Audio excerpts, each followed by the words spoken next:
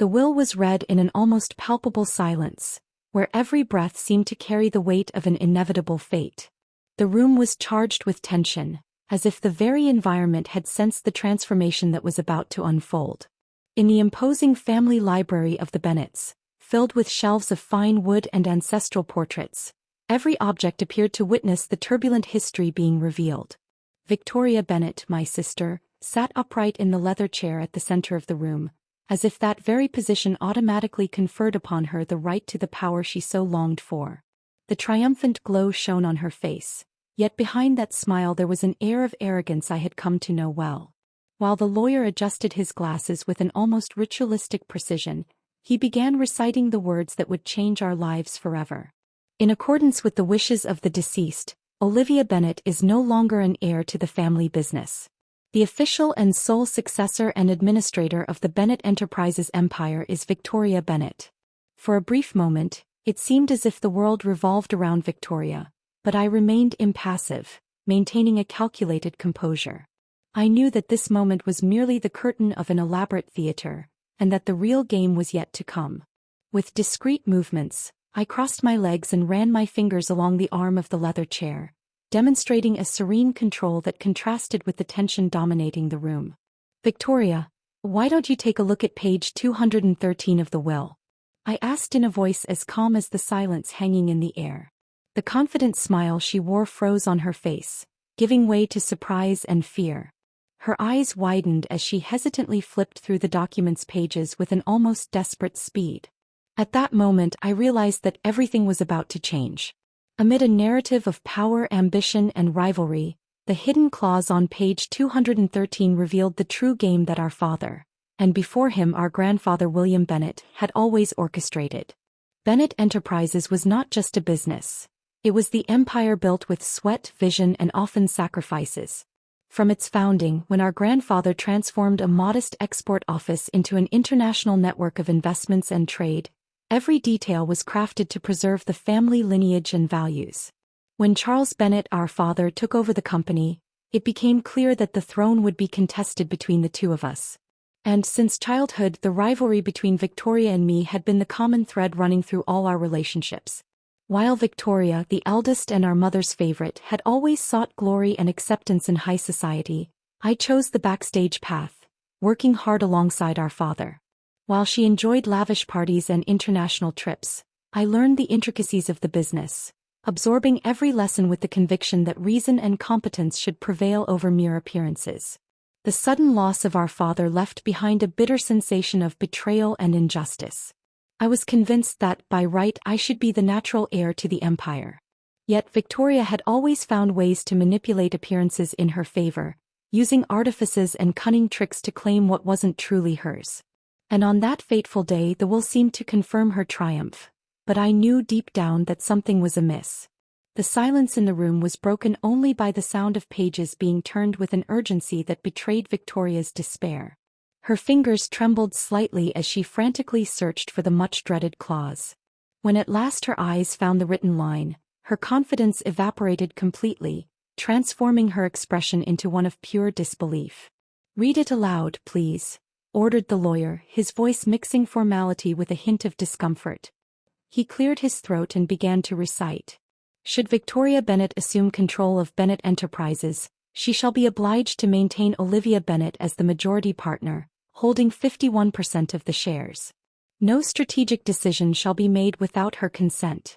My heart raced, yet I maintained the cold appearance of someone in complete command of the situation. Victoria, for her part, turned pale, her lips contorting in a mix of disbelief and contained fury. "This is a mistake," she exclaimed, her voice choked with despair. The lawyer, impassive, shook his head. "No, Miss Bennet. This document was signed by your father a year ago. It is perfectly valid." Her eyes met mine, and in that instant everything was revealed. She knew, or at least suspected, what had been planned. I smiled slowly. The satisfaction of having control of the game was palpable. After all, while she had been carried away by a false sense of victory, I had always been one step ahead. The tension settling in that room was the harbinger of a new era for Bennet Enterprises, and I, Olivia, was ready to reclaim what was rightfully mine. As the news spread among the murmurs of those present, The plot thickened, and the silent war between sisters transformed into a duel of intelligence and audacity. Every glance, every gesture, seemed to mark the timing of an inevitable confrontation. Deep down, I knew that this betrayal would serve as the spark for a chess game where victory would belong to the one who could master every move. And today my move was just beginning. The atmosphere that once exuded the pomp and tradition of the Bennett family now vibrated with the tension of an unprecedented duel. The silence, broken only by Victoria's contained nervousness, transformed with every word spoken. In that very instant, I realized that the real battle was between appearance and reality, between calculated coldness and uncontrolled passion. Victoria, whose confidence had once been unshakable, now showed cracks in her demeanor.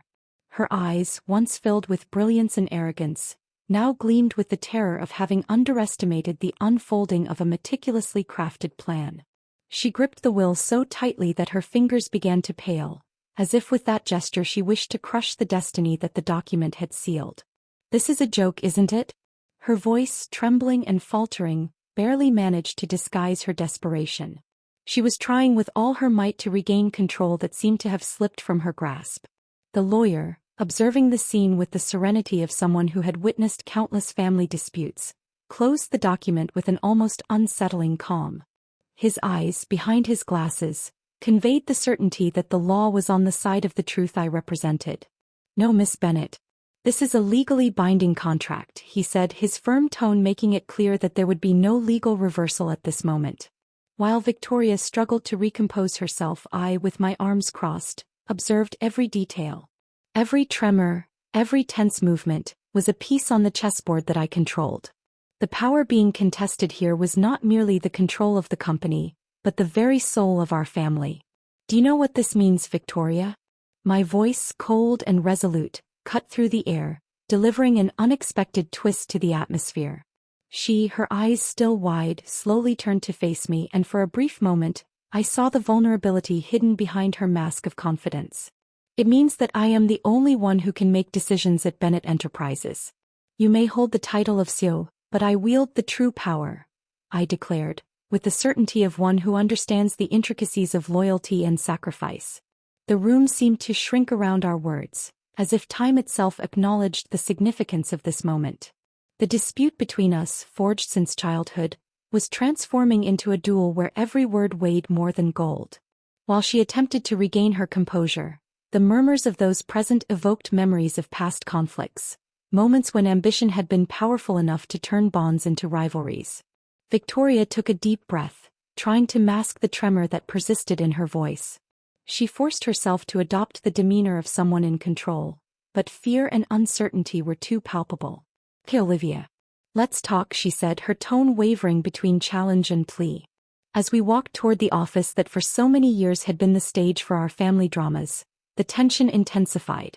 The corridors, illuminated by crystal chandeliers, seemed to harbor secrets of generations past, and every step resonated like the announcement of a new chapter in our history. Upon entering our father's office, the atmosphere became even more intimate and laden with symbolism. Ancient books, portraits of ancestors, and furniture that had witnessed disputes and reconciliations completed the setting. It was there, amidst relics of the past, that Victoria finally broke the silence. "What is your price?" she asked, her eyes fixed on mine, challenging me to reveal the cards I had so carefully kept hidden. "What do you mean?"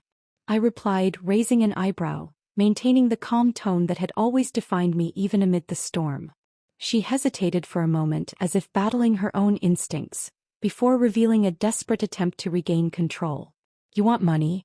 How much?" she insinuated, her voice heavy with bitterness and despair.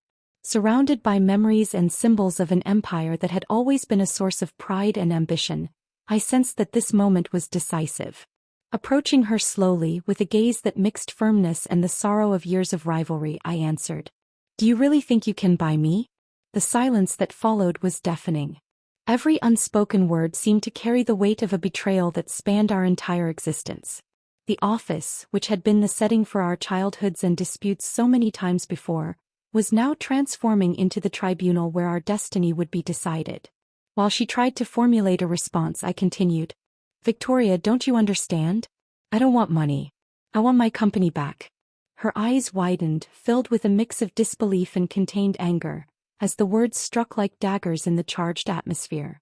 "Your company," she exclaimed, her voice oscillating between shock and despair. I nodded with a calm that contrasted sharply with the agitation unfolding in the hearts of everyone present. "Yes. You may keep the title if you wish, but the real command is mine. You played the wrong game and now you must face the consequences." The words echoed throughout the room, and the confrontation, which appeared to be about more than just a business dispute, took on the contours of a true battle for the family legacy. The echoes of past rivalries and the ghosts of old conflicts formed the backdrop of a duel where every gesture carried the weight of years of resentment and unchecked ambition. While Victoria struggled to gather her strength, the tension made each second stretch into an eternity, heralding the irreversible transformation of that moment. The game had now shifted, and I was determined to show that when it came to the Bennett Empire, only truth and competence should reign supreme. With the atmosphere boiling over, the confrontation between the two sisters reached a turning point. That office, filled with relics and memories, had become the setting for a battle of wills. Victoria, with an expression of one who had already lost her way, looked at me with a mix of anger and despair, while I maintained a calm that concealed the intensity of my plan. "You will regret this," she murmured, her eyes fixed on mine, trying to find a chink in my armor to reverse the situation. "I doubt it," I replied with a cold smile that seemed to freeze time around us. The room appeared to close in, and the walls that once sheltered moments of joy and unity now bore witness to the dissolution of a sacred bond. Beside me, the family legacy materialized in documents, relics, and the very history built over generations. And I knew that to secure the company's future, a final blow was necessary, a move that would seal Victoria's fate once and for all. With firm steps, I moved away slightly and the tension intensified. It was the moment when every word mattered, and the heavy, dense silence awaited the outcome of a dispute that seemed written by the gods of tragedy. "You can't just kick me out of the company," she exclaimed, her voice laden with disbelief and fury. My response came in the form of a calculated gesture. I pulled the cell phone from my pocket, the same one I had used that morning to send the email that sealed the leadership's fate. Every step I took resonated with the firmness of an irrevocable decision. "Look, Victoria," I said calmly as I opened the email application, "the decision has already been made. I sent a message to the board of directors hours ago. Check it out." On the cell phone screen, the message revealed every detail of my plan. "Dear board members, in accordance with Clause 213 of Charles Bennett's will, I hereby notify you that, as the majority shareholder, I am exercising my right to replace the current CEO of Bennett Enterprises. This decision will be formalized at our next meeting. Sincerely, Olivia Bennett." The words shone like an iron decree, and reality imposed itself. The power was now solidly in my hands. Victoria's gaze, alternating between shock and indignation, was a reflection of a defeat she had never imagined. Her face, once adorned with arrogance, now turned pale and devoid of luster. She staggered backward, trying to lean on our father's desk, a symbol of authority that had, until recently, seemed unassailable. "You've destroyed me," she murmured, her voice choked with restrained emotion. "No, Victoria," I replied, approaching her with slow, sure steps. "You have destroyed yourself by betraying our own history." Every word I uttered was a precise blow to the armor of her false security. The silence stretched out, and the office, filled with objects carrying the memory of an empire, seemed to endorse my decision. I knew that at that very moment, the true battle was not just for the company, but for the justice that our family's history demanded. While Victoria's gaze wavered between anger and resignation, I could feel the weight of years of rivalry dissipating, giving way to the relentless clarity of a truth that no one could deny. The confidence I had built, founded on dedication and competence, now shone like a beacon amid the darkness of power games. "You betrayed me," I declared in a voice that brooked no argument, "and therefore there is no compromise. As of today you are out." Those words echoed throughout the room, sealing Victoria's fate and definitively ushering in a new era for Bennett Enterprises. The final blow had been struck, and the certainty of a different future was present. The decision had been made not solely on clauses and documents, but on the conviction that truth and competence must govern over mere appearances. As the silence settled, The tension of that moment revealed the transformation of an empire marred by internal strife into a new leadership that promised to restore the integrity and vision that had always been the family's foundation. The confrontation was not merely personal. It was a reaffirmation that history, no matter how complicated, is shaped by unyielding choices. The next morning, the atmosphere at the Bennett Enterprises headquarters was charged with anticipation and murmurs. The corridors, which had witnessed moments of glory and defeat, were now preparing for the official announcement that would forever change the course of the company. The board meeting was about to begin, and the tension was palpable, as if it could be cut with a knife. The board members gathered in a spacious, formal meeting room, decorated with classic details that recalled the long history of the family. There was an air of expectancy, as if everyone knew that something grand was about to occur. Yet few imagined the twists that would soon unfold before their eyes. While those present murmured among themselves, waiting for the session to commence, Victoria entered the room, attempting to maintain the poise that had defined her image for years. Her steps were hesitant, and her expression, marked by insecurities and remnants of a waning power, betrayed what the documents had already foretold. I waited patiently until every board member was present, feeling the weight of every gaze, every sigh, every memory contained in that space. When I finally rose, the room fell silent and the tension reached its peak. In a firm and resolute voice I announced, "Gentlemen, in accordance with Clause 213 of Charles Bennett's will, I, as the majority shareholder, have decided to make a change in the company's leadership." A dramatic pause swept through the room, and for a brief moment time itself seemed to suspend. All eyes turned from me to Victoria, who could no longer hide the internal turmoil. Murmurs began to rise, and the room, once filled with anticipation, now transformed into a stage where the truth prevailed. "As of today, Victoria Bennett is no longer the CEO of Bennett Enterprises," I declared with conviction, each word echoing like the final move in a chess game I knew I had won. The impact was immediate. Shocked looks, hushed whispers, and the certainty that a new chapter was unfolding before us. Victoria, unable to accept defeat, abruptly stood up, her eyes flashing with a mix of hatred and despair. "This isn't over, Olivia," she shouted, trying to regain her composure, but the force of her words was already undermined by the overwhelming evidence of the documents. As security approached to escort her out, the room filled with a sense of closure and rebirth. I knew that every decision made that day carried the weight of generations, and that the responsibility to rebuild Bennett Enterprises now rested on my shoulders. After Victoria's departure, silence descended, broken only by the glances of those witnessing the redefinition of a legacy. I walked to the center of the room, feeling the fixed gaze of every board member upon me, and continued. "Today is not merely about a change in leadership. It is about restoring the values that have always been fundamental to our family: integrity, dedication, and vision. Bennett Enterprises, built with so much effort and sacrifice, deserves to be led with responsibility and passion." Every word I spoke was accompanied by a collective sigh of relief and hope, as the board members absorbed the new reality. The morning's tension transformed into a silent commitment to follow a path of reconstruction and innovation. After the formal announcement, I met with a few trusted board members who shared my vision for a renewed future for the company.